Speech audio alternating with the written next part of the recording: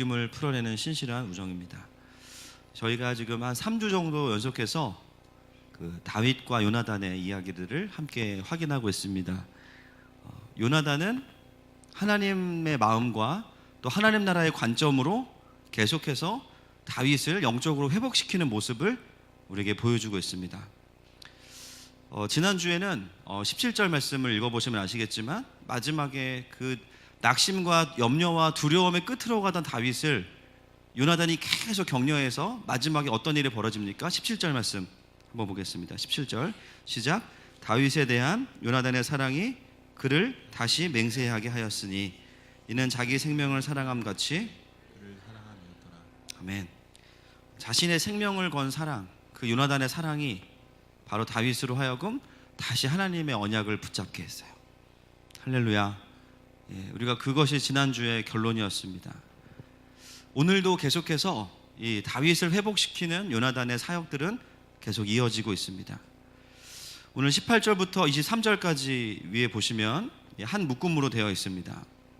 이제는 요나단이 다윗을 살리는 구체적인 행동으로 들어가는 모습이 본문에 드러납니다.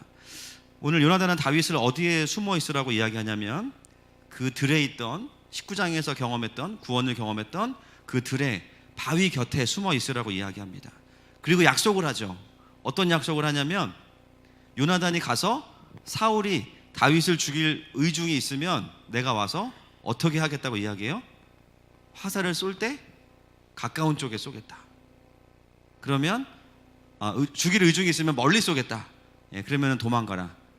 근데 만약에 사울이 죽일 의중이 없으면 가까운 데 쏘겠다. 그러면 그 화살을 줍는 아이에게 하는 이야기를 듣고 다시 왕궁으로 돌아와라 이렇게 이야기합니다. 그런데 그 약속을 하면서 반복되는 구절이 있습니다. 21절 하반부와 23절 한번 보시죠. 21절 하반부에 제가 읽겠습니다. 여호와께서 살아계심을 두고 맹세하노니 내가 평안 무사할 것이요. 이게 21절이고요. 23절 너와 내가 말한 일에 대하여는 누구께서? 여호와께서. 같이 있습니다. 너와 나 사이에 영원토록 계시느니라. 아멘. 여러분, 요나단은 단지 친한 친구 살리기 프로젝트를 하고 있는 게 아닙니다. 굉장히 중요한 포인트가 뭐냐면요, 요나단은 이 상황 속에서 친한 친구를 살리는 게 중요하지만 더 중요한 게 뭐냐면 하나님의 뜻이 어디에 있느냐가 더 중요한 거예요. 하나님의 뜻이 요나단이 다윗이 왕궁으로 돌아오는 것인지 아니면은 광야로 가서 다른 훈련들을 해야 되는 것인지, 어떻게 보면 앞으로 다윗의 그 인생을 결정하는 것이 사울의 기분에 달려 있을 수 있습니다. 실제로 조금 후에는 그런 일이 벌어져요. 사울이 기분이 좋으면 다윗은 다시 왕궁에 돌아올 수 있겠죠. 그런데 계속 마음이 안 좋으면 왕궁에 오면 안 됩니다. 도망가야 삽니다. 놀라운 것은 뭐냐면 그 상황에서 사울의 기분마저도 요나단은 하나님의 뜻으로 바라보고 있다는 거예요. 굉장히 중요한 포인트입니다. 그래서 사울의 반응을 통해서 지금 다윗이 와야 되는지 가야 되는지를 보기 원하는 거죠. 여러분, 우리의 삶이 이럴 수도 있고 저럴 수도 있어요. 그렇죠? 이럴 수와 저럴 수에는 엄청나게 많은 수가 있습니다. 그렇죠? 이 남자친구랑 사귈 수도 있고, 그렇죠? 전문 용어로 깔 수도 있어요. 그렇죠? 그리고 내가 이 제품을 살 수도 있고 안 살 수도 있어요. 이 교회를 다닐 수도 있고 안 다닐 수도 있고, 늘 우리에게는 이럴 수와 저럴 수가 있습니다. 때로는 좋은 환경에 처할 수도 있고요, 때로는 나쁜 환경에 처할 수도 있어요. 여러분, 이번 한 주간 어떤 환경이셨어요? 그래서 중요한 건 무엇이냐면 하나님의 백성들은 그 수많은 상황 속에서도 하나님의 뜻을 먼저 발견하는 사람들입니다. 아멘이십니까? 그냥 힘든 현실에 마음을 다 빼앗기면 안 되는 거예요. 여러분, 현실은 끊임없이 항상 우리의 마음과 믿음을 다 가져가려고 합니다. 늘 이길 수 있는 현실만 주어지는 게 아니라 어떤 현실은 내가 그 현실을 가지고 싸워야 되는 현실들이 있어요. 믿음을 지키기 위해서. 여러분, 한 주간 믿음의 싸움을 하셨죠? 이겼는지 졌는지는 제가 물어보지 않겠습니다. 늘 우리의 삶에는 믿음의 싸움이 있는 거예요. 지키지 않으면 지킬 수 없는 상황들이 끊임없이 우리의 상황 속에 들어옵니다. 마음을 빼앗기기 쉬운 거예요. 근데 여러분, 힘드냐 안 힘드냐가 우리의 기준이 되면 절대 안 됩니다. 주로 이제 저를 만나는 분들이 저에게 한 말을 주고받고 이렇게 하다 보면 세 마디 안에 항상 나오는 그 랭킹 1위가 뭐냐면요, 목회하시느라 힘드시죠? 네. 여러분도 그렇게 얘기해 주시는 분들 계시는데 너무 감사해요. 네. 제가 다크서클이 태어날 때부터 있어가지고 모르시는 분들은 제가 피곤하다고 생각하실 텐데, 그러면 저는 사실 뭐라고 대답해야 될지 잘 모르겠습니다. 네. 여러분, 힘든 것만 따지면 저는 저보다 우리 성도분들이 더 힘드신 것 같아요. 여러분도 일주일 내내 일하고, 또 여기는 또 막 극성맞게 새벽에 나오시는 분들도 계시고, 또 수요일도 나오고 금요일도 나오고 주일도 하루 종일 계시면서 또 주중에 일하시고, 와, 제가 여기서 제일 편한 사람이에요, 제가 봤을 때. 그런데 여러분, 힘든 것만 따지면 할 말이 너무 많은 거예요. 목양실 4층 올라가는 거 힘들어요. 제일 짜증날 때가 여기 내려왔는데 놓고 온 거 생각나면 막 자해하고 싶어. 막 내가 왜 그랬을까 막 욕하면서 올라가고, 또 막, 여러분, 힘든 것만 따지면 숨 쉬는 것도 힘들어요. 그죠? 계속 숨을 쉬어야 돼. 얼마나 이게 귀찮아요. 그죠? 숨 쉬지 맙시다 우리. 얼마나 힘듭니까? 그런데 어느 순간 우리가 신앙생활 하다 보면요, 하나님의 뜻이냐 아니냐를 고민하다가도 어느 순간 힘드냐 안 힘드냐로 바뀌어 있는 나를 발견하게 돼요. 나무라는 거 아닙니다. 그게 우리의 모습이라는 거죠. 분명히 내가 은혜 받을 때는 그래, 하나님의 뜻을 발견하죠. 근데 어느 순간 힘들다, 안 힘들다, 둘 중에 하나예요.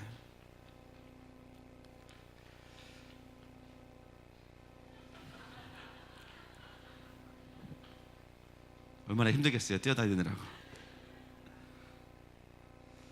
여러분, 우리가 어떤 특정한 사람들을 향해서 저 사람은 기복신앙이야 라고 말할 수 없는 게 왜 그러냐면요, 우리도 하나님의 뜻이냐 아니냐를 고민하다가 힘드냐 안 힘드냐가 되면 그때부터 기복신앙이 됩니다.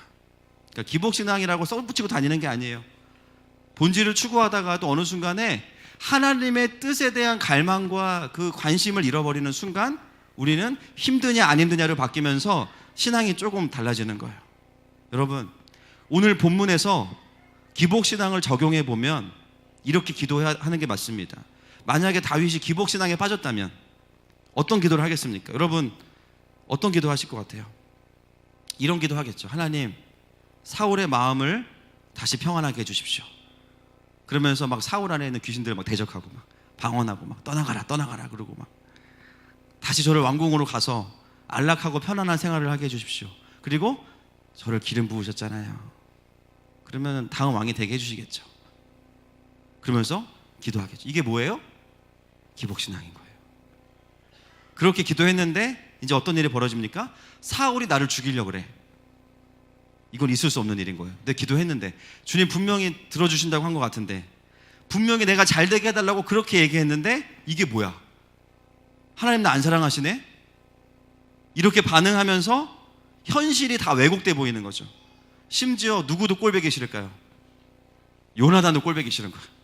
아니, 지가 왕이 될 것도 아닌데 지는 왕궁에서 있고 나는 기름 부음까지 받았는데 맨날 들여서 야외 취침하고 내가, 그죠? 정글의 법칙 김병만도 아니고 내가 왜 이렇게 고생을 해야 돼? 하나님도 믿고 요나단도 믿습니다. 여러분, 이런 기도가 어떤 기도예요? 기복신앙이 적용된 기도입니다. 기복신앙의 핵심은 잘 되게 해주세요가 아니고요, 하나님의 뜻과 상관없는 기도죠. 왜 그런 일이 벌어집니까? 신앙의 중심이 하나님이 아니고 나예요. 나의 웰빙, 그죠? 나를 힘들게 하는 사람은 나쁜 사람, 나를 잘해주는 사람은 좋은 사람. 혹시 인간관계를 그렇게 맺으시면 다음 주부터 주일날 11시 20분에 우리 키즈 예배로 오시면 됩니다. 수준이 똑같아요. 그렇죠? 잘해주면 좋은 사람, 못해주면 싫은 사람. 내 편, 아닌 편. 내가 힘든 상황이면 뭔가 잘못된 거야. 그렇죠? 세상에 다 불행해도 나만 행복하면 이거는 좋은 상황인 거야. 여러분, 이러한 신앙생활의 패턴에는 하나님의 뜻이라는 것은 절대로 존재할 수 없고요, 있어도 존중받을 수 없어요. 별로 관심이 없어. 나 잘 되는 게 신앙의 핵심이기 때문에 하나님의 뜻은 별로 중요하지 않아요. 어떻게든 하나님을 가머니설로 속이든지 설득해서 내가 원하는 거 얻어내면 되는 거죠. 그래서 내가 웰빙하면 되는 거예요. 그게 뭐예요? 기복신앙이죠. 그래서 기복신앙에 있는 분들은요, 가장 언제 결판이 나냐면 고난이 올 때 절대로 못 버팁니다. 이제 고난이 오면 이건 하나님의 뜻이 무조건 아닌 거예요. 어떻게든 이거를 모면해야 돼. 근데 우리가요, 때로 하나님의 뜻을 놓치고 살다 보면 이렇게 반응할 때가 솔직히 말하면 저도 있고요. 여러분들도 있으시죠? 6분 있으시대요. 다른 분들은 다 축복합니다. 네. 여러분, 우리가 하나님의 뜻에 관심을 갖는 순간부터 어떤 힘이 우리에게 주어지냐면, 이해할 수 없는 고난이 와도 그것들 가운데 하나님의 부르심을 확인한다면 버틸 수 있는 힘이 주어집니다. 버틸 수 있는 힘이 주어져요. 힘든 게 중요한 게 아니라 힘들어도 하나님의 뜻이 분명하면요, 태도가 바뀌어요. 버티는 기쁨을 누리기 시작해요. 그런데 그 순간에 하나님의 뜻에 관심을 두지 않으면 기복신앙은 어떻게 되는지 아십니까? 결국은 포기하는 기브업 신앙이 되는 거예요. 사랑하는 여러분, 혹시 내가 분명히 하나님의 뜻으로 살아가고 있다고 생각했는데 어느 순간 힘드냐 안 힘드냐가 나의 기준이라면 오늘 잃어버리신 부르심이 회복되시기를 축복합니다. 요나단은 다윗을 살리는 것도 중요하지만 어떤 게 하나님의 뜻이냐가 굉장히 중요한 거예요. 그래서 오늘 요나단은 다윗에게 두 가지를 제시하죠. 첫 번째는 왕궁으로 돌아오는 거예요. 두 번째는 도망가는 겁니다. 전혀 반대되는 선택이죠. 그런데 그 두 가지는 사실 똑같은 거예요. 왜냐하면 목적이 똑같기 때문이에요. 요나단의 목표는 다윗의 생명을 보호하는 것입니다. 하나님의 뜻 안에서. 뭐예요? 다윗을 살리는 거예요. 어떻게 하면 요나단이 자기 목숨처럼 사랑하는 다윗을 살릴 것인가? 모든 생각이 다 거기에 집중되어 있는 거예요. 어떻게 하면 다음 이스라엘 왕을 살릴 것인가? 왜냐하면 그게 하나님의 뜻이기 때문이에요. 하나님이 내 삶에 내시는 길은요, 때로는 내가 보기에 왕궁으로 돌아가는 걸 수도 있고요, 어떨 때는 광야길로 도망가는 거가 될 수도 있어요. 중요한 건 뭔지 아십니까? 그 모든 상황 속에서 하나님의 관심은 무엇일까요? 저와 여러분을 살리는 것입니다. 하나님은 항상 우리의 인생을 살리는 방향으로 데려가세요. 어쩌면 이 사실이 동의되지 않으실 수도 있습니다. 무슨 하나님이 아빠라면서 맨날 광야만 나한테 주나? 맨날 광야에, 맨날 상처에, 맨날 훈련에, 맨날 훈련만 한대 막. 대체 뭐가 선하시다는 거지? 내가 하고 싶은 거는 할 수 없고 하고 싶지 않은 것을 해야 되거나 할 수 없게 만드시면서. 그런데 여러분, 중요한 건 뭐냐면요, 그것이 아니라 왕궁으로 가지 않고 도망갔기 때문에 다윗이 살았다는 것입니다. 동의하십니까? 그것이 하나님의 가장 큰 그림이에요. 하나님의 초미의 관심사는요, 어떻게 하든지 우리를 살리시는 거예요. 하나님의 형상으로 회복시키는 것입니다. 이것을 믿으시기를 축복합니다. 내가 겪는 광야와 훈련에는 반드시 그러한 과정들이 포함되어 있는 거예요. 여러분, 이것을 믿지 못하면 이제 신앙생활이 굉장히 재미없어지고 굉장히 유치해지는 거죠. 아이들과 부모의 차이를 보면 항상 그렇죠. 아이들은 무엇을 추구하냐면 당장 나한테 좋은 거를 추구해요. 당장. 근데 엄마는 뭘 추구해요? 당장 좋은 것보다 그게 장기적으로 얘한테 어떤 의미가 있고 어떤 유익이 있는지를 봅니다. 근데 항상 아이들은 반응하죠. 당장 내가 좋은 거 달라는 거예요. 그때 아이들의 반응, 우리 아빠와 우리 엄마는 날 사랑하지 않아. 아직 부모의 마음을 모르기 때문입니다. 부모만큼의 안목과 시선이 없기 때문이죠. 여러분, 하물며 하나님은 어떠시겠습니까? 이사야서 55장 8절과 9절 말씀 읽겠습니다. 시작. 내 생각이 너희의 생각과 다르며 내 길은 너희의 길과 다르느니라. 여호와의 말씀이니라. 이는 하늘이 땅보다 높음 같이 내 길은 너희의 길보다 높으며 내 생각은 너희의 생각보다 높음이니라. 아멘. 여러분, 인정하십니까? 우리가 생각하는 길과 하나님의 길이 같을 수도 있는데요, 다를 수도 있대요. 근데 똑같지 않대요. 우리의 길보다 하나님의 길은 더 높으시대요. 할렐루야. 여러분, 하나님이 내시는 길은요, 지금 나에게는 힘들고 어려워 보여도 사실은 나를 살리기에 가장 좋은 길입니다. 여러분이 지금 하나님께서 내신 길을 가고 있다고 확신하신다면 여러분, 감사할 수 있기를 축복합니다.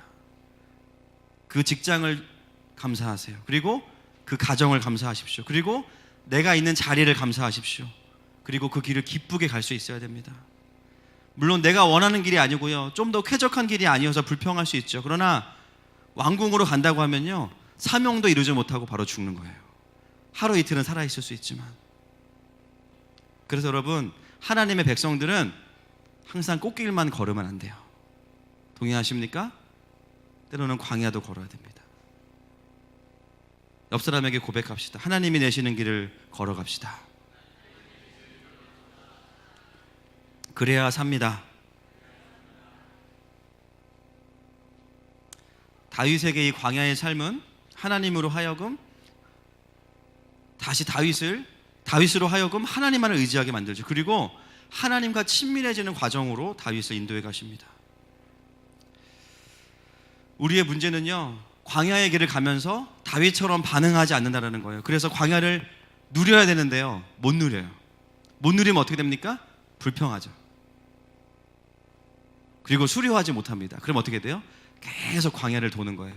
제가 제일 안타까울 때는 너무 보여요, 돌아가는 게. 근데도 알아차리지 못하고 계속 하나님 앞에서 그 과정을 반복하는 거, 너무 안타깝습니다. 여러분, 그 길을 가는 방법은 너무 단순해요. 힘들면 하나님 앞에 나오십시오. 모르겠으면 하나님 앞에 나오십시오. 못 견디겠으면 하나님 앞에 나오십시오. 광야길은 그래야만 걸어갈 수 있는 길인 줄로 믿습니다. 그렇게 안 하니까 광야가 힘들기만 한 거예요. 그렇게는 광야가 통과되지 않습니다. 하나님과 동행하면서 광야를 걸어간 사람들만이 누리는 엄청난 성장과 영광이 있어요. 저는 우리 모든 성도들이 꽃길을 걸으면 좋지만, 그러나 그것보다 더 중요한 거, 하나님이 내시는 길을 포기하지 않고 걸어갈 수 있기를 축복합니다. 24절부터 34절까지는요 이제 장면이 바뀝니다. 그 말한 계획대로 요나단이 식사의 자리에 가게 돼요. 이 자리는 굉장히 중요한 자리죠. 왜냐하면 다윗에 대한 사울의 태도가 결정되는 자리이기 때문입니다. 25절과 26절 말씀 같이 한번 확인하겠습니다. 시작. 왕은 평시와 같이 격격 자기 자리에 앉아 있고, 요나단은 서 있고, 아브넬은 사울 곁에 앉아 있고, 다윗의 자리는 비었더라. 그러나 그 날에는 사울이 아무 말도 하지 아니하였으니 이는 생각하기를 그에게 무슨 사고가 있어서 부정한가 보다, 정령이 부정한가 보다 하였습니다니. 아멘. 자, 여러분, 우리가 생각했던 것과는 조금 다른 반응이죠. 원래 우리가 예상하는 반응은 뭐예요? 이놈 봐라, 첫날부터 안 나왔어? 뚜껑 바로 열면서, 그죠? 상 뒤집고 가자, 잡아주기로 이래야 되는데, 사울이 그렇게 반응하지 않아요.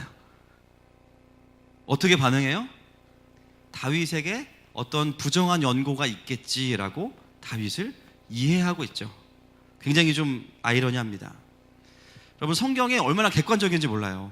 그죠? 난 다윗 편이야 이렇게 기록하지 않고 사울의 이런 아주 사려 깊은 이야기들도 다 기록하고 있어요. 다윗을 향해서 시기와 살기가 가득한 사울이 처음부터 화를 내지 않는다. 매우 놀라운 일입니다. 대신에 사울은 다윗이 나오지 못한 이유가 있을 거라고 생각해요. 그 당시에 이 자리에 나오지 않을 만한 합법한 이유가 뭐냐면요, 부정한 것과 접촉을 했거나 부정한 사건이 있을 때 하루 정도는 왕 앞에 나오지 않고 정결하게 자기를 돌아볼 수 있는 권리가 있어요. 근데 하루를 넘어가면 안 됩니다. 근데 사울이 다윗이 나오지 않으니까 반역했다고 생각하지 않고요, 이유가 있을 거라고 생각해요. 여러분, 이게 무엇을 의미할까요? 다윗에 대해서 무엇을 이야기하고 있을까요? 쉽게 표현하면 평소에 예배 잘 안 나오는 분들 있죠. 여기는 그런 분들 없는데, 그런 분들은 빠져도 사람들이 어떻게 생각할까요? 또 어디 놀러 갔냐 이렇게 반응할 거예요. 그렇죠? 평소에 뺀질거리는 사람들이 안 나오면은 또 놀러 갔나 보다. 확인해 보면 또 놀러 갔어. 근데요, 평소에 정말 예배를 한 번도 안 빠지는 분들이 있어요. 그런 분들이 빠지면 여러분 어떻게 생각하세요? 아, 아프시구나. 장로님이 안 나오시면 100% 아프신 거예요. 엄청 아프신 거예요. 그럼 기도하셔야 돼요, 그럴 때. 아니면 진짜 피치 못할 사정이 있겠구나, 이렇게 생각하죠. 여러분, 사울이 관용이 넓은 게 아니라 여기서 알 수 있는 것은 뭐냐면 다윗이 평소에 사울에게 어떻게 대했는지를 알 수 있습니다. 자기를 늘 죽이려고만 하고 시기와 살기가 가득한 눈으로 보았던 그 사울왕 앞에서 다윗이 어떻게 반응해요? 그 자리를 소중히 여기고 지킵니다. 한 번도 뺀질거리지 않아요. 그래서 사울이 어떻게 여기냐면 다윗이 안 했을 때 화를 내는 게 아니라 평소에 다윗 같지 않으니까 분명히 합당한 이유가 있을 거야. 다윗에게는 이런 충성스러운 모습이 있었습니다. 엉덩이가 무거운 거예요. 여러분이 충성스러우면 여러분을 미워하는 사울도 여러분들을 인정할 수 있어요. 축복합니다. 뭔가 내가 실수하거나 잘못해도 아무리 나를 미워하는 사람도요, 쟤는 평소에 성실하기 때문에 뭔가 이유가 있을 거야. 신뢰가 일단 있는 거죠. 여러분, 우리가 하나님 앞에서 그리고 나에게 주어진 자리 앞에서 충성할 수 있기를 축복합니다. 그리고 하루가 또 지났는데 다윗이 나왔습니까? 안 나왔습니까? 또 안 나왔어요. 이건 이제 문제가 있는 거예요. 아, 뭔가 잘못됐구나, 눈치를 챕니다. 그때 요나단이 사울에게 이야기를 합니다. 28절부터 29절입니다. 시작. 요나단이 사울에게 대답하되 다윗이 내게 베들레헴으로 가기를 간청하여 이르되 원하건대 나에게 가게 하라. 우리 가족이 그 성읍에서 제사할 일이 있으므로 나의 형이 내게 오기를 명령하였으니 내가 내게 사랑을 받거든 내가 가서 내 형들을 보게 하라 하였으므로 그가 왕의 식사 자리에 오지 아니하였나이다. 요나단이 그 순간에 다윗이 왜 안 왔는지를 이야기하는데요. 여러분, 성경을 좀 꼼꼼히 읽어보시면 발견할 수 있는데요, 다윗과 이야기했던 6절에서 말했던 그 사연과 조금 다르게 이야기합니다. 요나단이 6절 말씀 한번 확인해 보겠습니다. 시작.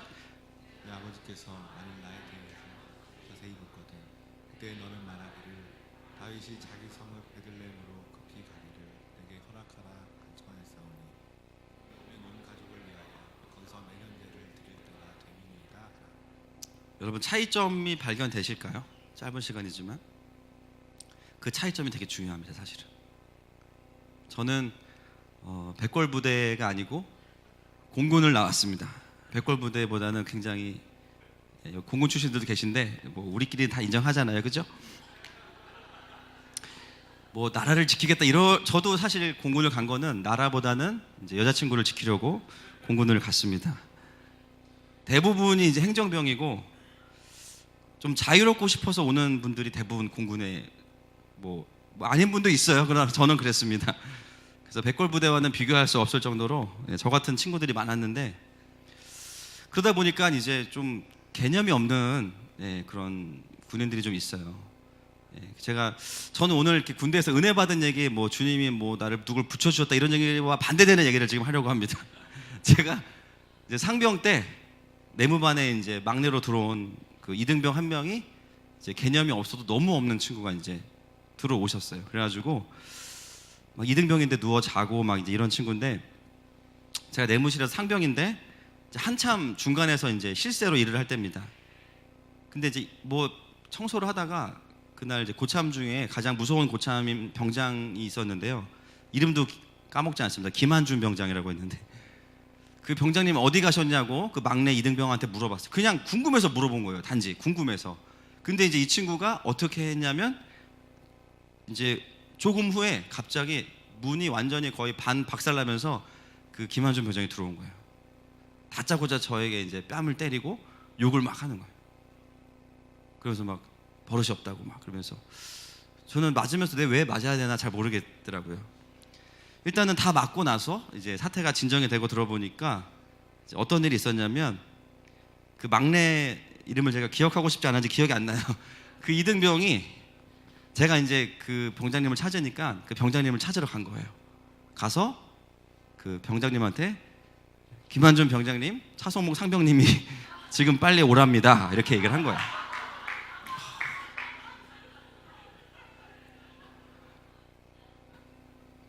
듣고 나니까 맞은 게 하나도 억울하지가 않아요. 아, 나 같아도 이렇겠다. 군대를 갔다 오지 않은 분도 지금 상황 이해되시죠? 이게 하극상, 이런 하극상이 없는 겁니다. 제가 그래서 상병 마로봉에 이제 막내들이 하는 걸레질을 한 달 동안 울면서 했어요. 여러분, 지금 사울이 어디서 화가 났는지 아세요? 6절에서는 다윗이 말했다고 이야기하죠. 지금 오늘 본문에서는 다윗의 형들이 오라고 했는데 그 말 듣고 내려갔다는 거예요. 나는 누구예요? 왕인데. 다윗이 가뜩이나 마음에 안 드는데 지네 형 얘기 듣고 내려갔다는 거예요. 사울이 자존감이 낮기 때문에 자기의 권위가 무시당한다고 느끼면 뚜껑이 열려버립니다. 이때 사울이 완전히 화가 난 거예요. 더 희한한 건 뭐냐면 요나단의 의도라는 것이죠. 그냥 그대로 전하면 되잖아요. 다윗이 자기 고향에 내려가서 제사 드리고 싶다고 했다. 근데 그렇게 말하지 않고 그거를 한 번 더 강화시켜서 사울이 열받을 만한 상황으로 이야기합니다. 실수한 걸까요? 일부러 한 걸까요? 요나단이 어떤 사람인데요? 일부러 한 거예요. 왜 일부러 했을까요? 애매하게 이야기했다가는 다윗이 평소에 삶을 너무 잘 살았기 때문에 사울이 넘어갈 수도 있는 거예요. 지금 요나단의 미션은 뭐냐면 사울의 중심을 알아봐야 되니까, 사울의 의도가 뭔지 알아야 되니까 최대한 사울이 열받도록 이야기하는 거죠. 사울의 속마음을 드러내자. 그래서 사울의 마음이 드러나는 것들을 확인하자. 사울이 얼마나 화를 냅니까? 너무 화가 난 나머지 자신의 아들 요나단에게도 욕하고 심지어 단창을 누구에게 던져요? 자기 아들한테 단창을 던지는 거예요. 요나단의 미션이 성공했습니까? 실패했습니까? 완전 성공한 거죠. 야, 그 얘기 듣고 자기 친아들까지 죽이려고 한다면 다윗이 오면 다윗은 그냥 죽임당했구나. 거기서 완전히 확인을 하고 이제는 돌아가는 모습을 보게 됩니다. 요나단을 통해서 사울의 깊은 내면의 동기가 드러나는 것들을 보게 돼요. 여러분, 우리가 사울은 아니지만 때로 이렇게 우리의 마음이 좀 나도 모르게 드러나야 될 필요가 있어요. 여러분, 여러분의 마음을 잘 아십니까? 잘 모르죠. 깊은 마음이 어떤 마음이 있는지 몰라요. 그래서 누군가가 내가 미처 인식하지 않은 마음을 훅 찌르면 나도 모르게 빵 터질 때가 있어요. 아, 내가 힘들었구나. 아, 내가 진짜 외로웠구나. 내가 굉장히 분노에 차 있었구나. 나도 몰랐던 거예요. 때로는 내가 이건 하나님의 부르심이야. 그렇지. 그런데 어느 순간 성령님께서 요나단처럼 내 속에 숨겨져 있는 욕심과 사심이 있다는 것을 나에게 오셔서 드러내 주실 때가 있어요. 사울이 그렇게 분노하고 나서 얼마나 또 후회했을까요? 내가 내 아들한테 무슨 짓을 한 거지? 여러분, 우리는 생각보다 내 마음을 잘 모릅니다. 그것을 주님을 알아가면서 주님이 나에 대해서 가르쳐 주실 때 우리는 또 깨닫게 되는 거죠. 아, 내가 그런 사람이었구나. 내가 이렇게 쪼잔한 사람이었구나. 내가 이렇게 분노가 많은 사람이었구나. 내가 이렇게 외로운 사람이었구나. 그래서 다윗은 뭐라고 고백합니까? 시편 26편 2절입니다. 같이 읽겠습니다. 시작. 여호와여, 나를 살피시고 시험하사 내 뜻과 내 양심을 단련하소서. 아멘. 여러분, 나를 잘 아는 것은 내가 아니고요, 나를 만드신 하나님이십니다. 그래서 우리가 늘 어떤 기도해야 돼요? 주님, 오늘도 저를 정기검진해 주십시오. 오늘도 주님의 말씀이 내 마음을 스캔해 주십시오. 할렐루야. 주님, 내가 이것을 하기 원하는데 그 어떤 마음인지 가르쳐 주십시오. 저도 제 마음을 잘 모르겠습니다. 이 시편의 기도가 우리의 기도가 되기를 축복합니다. 다른 사람과의 관계에서도 잘못된 관계일 때 겉으로 헷갈릴 수 있죠. 뭐가 필요합니까? 성령님의 분별하게 하심이 필요해요. 잘못된 동기들이 드러나고 분별될 수 있도록 우리가 날마다 성령님을 의지할 필요가 있습니다. 여러분, 오늘도 기도하는 가운데 우리의 마음에 숨어있는 동기가 드러나는 은혜가 있기를 축복합니다. 요나단이 그것을 확인하고 나서 이제는 다윗에게로 갑니다. 놀라운 것은 뭐냐면 단창을 다윗이 맞기 전에 요나단이 맞을 뻔했어요. 다윗에게 갈 수도 없는 상황이 벌어질 뻔했어요. 여기서 진짜 우리가 깨닫는 것은 뭐냐면 정말 요나단이 다윗을 자기 생명처럼 사랑하는구나. 다윗에 대한 사울의 분노를 요나단이 대신 받아내요. 대신. 여러분, 여기서 우리가 누구를 발견할 수 있을까요? 우리의 영원한 요나단 예수 그리스도이십니다. 사단의 모든 정죄와 분노를 나에게 오기 전에 예수님이 다 받아내시는 거예요. 우리가 살면서 늘 생각하는 거, 나는 상처받았어, 나는 고통받았어. 여러분, 믿음의 눈으로 잘 보십시오. 믿음의 눈으로 보세요. 그 사람들의 한마디 한마디가 나에게 꽂히기 전에 먼저 예수님의 등에 꽂혔어요. 나에게 꽂히도록 그 모든 정죄와 저주를 허락하시지 않았어요. 여러분, 그것이 무엇입니까? 그것이 십자가입니다. 등에는 화살을 잔뜩 맞으신 예수님께서 우리를 돌아보고는 우리에게 말씀하시는 거예요. 너 괜찮니? 그리고 늘 말씀하시죠. 평안히 가라. 이사야서 53장 4절과 5절 말씀 같이 읽겠습니다. 시작. 그는 실로 우리의 징고를 지고 우리의 슬픔을 당하였고 우리는 생각하기를 그는 징벌을 받아 하나님께 맞으며 고난을 당한다 하였노라. 그가 찔림은 우리의 허물 때문이요 그가 상함은 우리의 죄악 때문이라. 그가 징계를 받음으로 우리는 평화를 누리고 그가 채찍에 맞음으로 우리는 나음을 받았도다. 아멘. 여러분, 분명히 말씀이 이야기하고 있습니다. 그가 상함은 우리의 죄악 때문이라. 그가 징계를 받음으로 우리는 평화를 누리고 그가 채찍에 맞음으로 우리는 나음을 받았도다. 여러분, 우리가 깨달아야 될 것이 있어요. 아, 그렇구나. 나는 그 상처가 내 평생에 해결할 수 없는 거라고 생각했는데 그 상처의 화살이 사실은 나에게 깊이 들어오지 않았구나. 왜냐하면 나보다 먼저 예수님이 그 화살을 받으셨기 때문이에요. 그 어떤 상처의 창도 여러분들을 치명적으로 찌를 수 없어요. 아멘이십니까? 여러분, 진짜 치유의 시작은 뭐냐면요, 감정이 회복되는 게 아니라 그 상처가 나를 실제로 찌르지 못했음을 깨닫는 것입니다. 그리고 그것이 예수님을 찔렀음을 깨닫는 거예요. 그 예수님을 보면서 우리의 마음이 회복되는 것입니다. 그래서 치유의 핵심은 뭐냐면요, 아픔을 묵상하고 애통하는 것도 필요하지만 주님이 대신 찔리셨음을 내가 받아들이는 것이 진짜 치유의 시작인 줄로 믿습니다. 사단은 끊임없이 여러분을 속일 거예요. 너 상처받았어. 너는 그 메시지에서부터 절대로 묶임에서 풀어날 수 없어. 너는 계속 그 수준으로 살아갈 수밖에 없어. 계속 우리를 속이는 거예요. 예수님 뭐라고 말씀하십니까? 아니라는 거예요. 그 화살 내가 맞았고 너에게 꽂히지 않았어. 네가 일어나면 훌훌 털어버릴 수 있어. 사랑하는 아들아 딸아, 먼저 나를 봐라. 주님 그렇게 말씀하시는 겁니다. 오늘도 우리에게 그 자유케 되는 역사가 일어날 것입니다. 그것이 바로 십자가가 우리에게 주는 치유의 능력이죠. 35절부터 42절에 보면요, 이제는 사울의 동기가 드러났기 때문에 요나단은 서둘러서 옵니다. 어떻게 알 수 있냐면 아침 일찍이라고 합니다. 밤을 샜을 수도 있어요.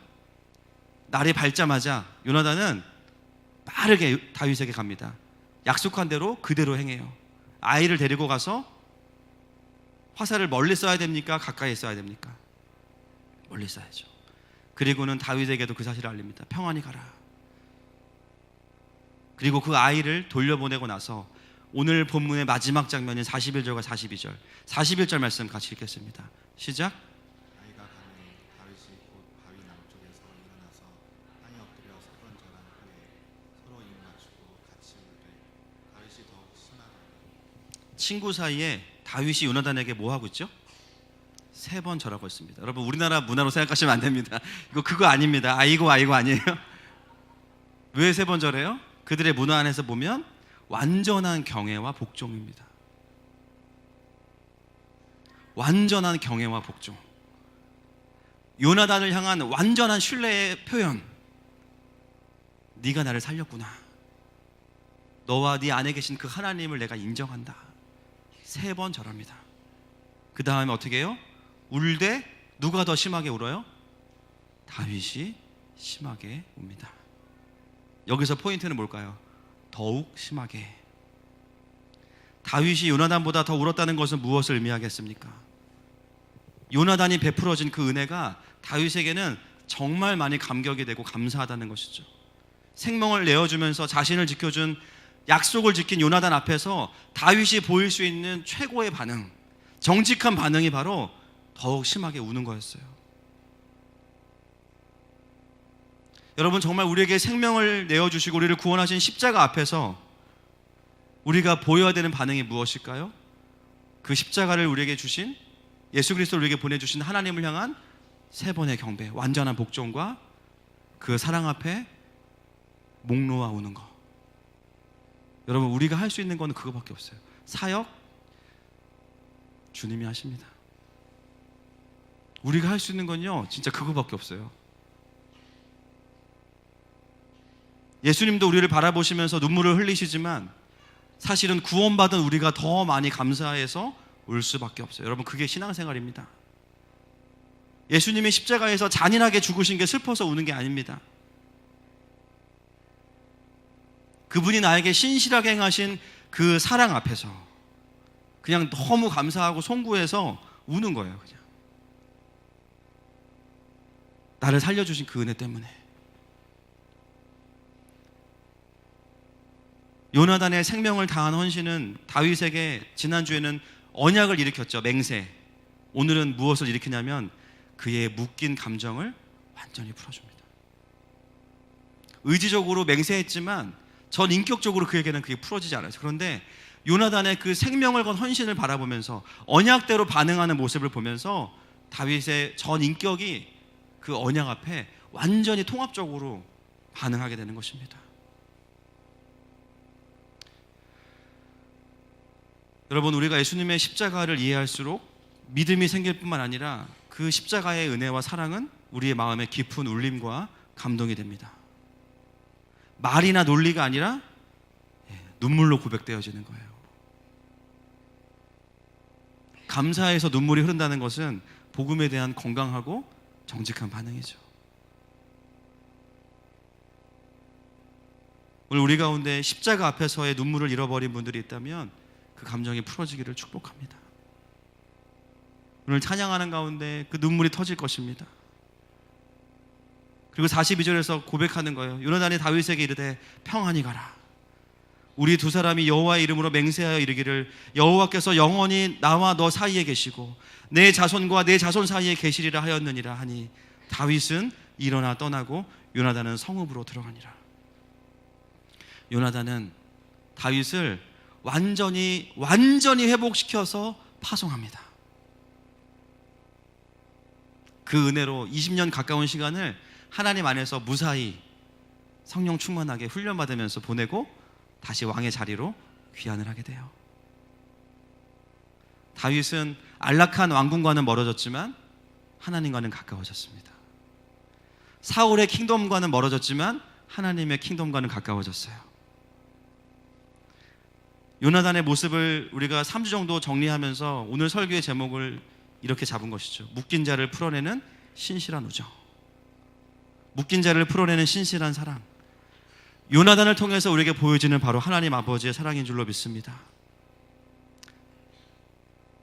낙심하고 묶인 하나님의 사람인 다윗. 그러나 하나님의 부르신 만큼 자유하지 못한 다윗을 신실한 사랑으로 회복시켜내는 요나단. 그분이 바로 우리의 하나님이십니다. 여러분, 우리는요 알아요. 틈만 나면 낙심하고 낙심할 거 없나 보다가 낙심할 게 생기면 옳지, 낙심할 타이밍이다. 낙심해. 원망하고 불평하고 비난하고 스스로 묻고, 그렇죠? 누가 묶은 게 아니라 스스로 묶어요, 막, 그죠? 스스로 묶고 또 틈만 나면은 충성하고 싶지 않고. 그런데요, 그런 신실하지 않은 우리를요 끝까지 기다리시고 어떻게 바라보시냐면 충성되지 않은 자를 충성되게 여겨주시는 분이 우리 하나님이십니다.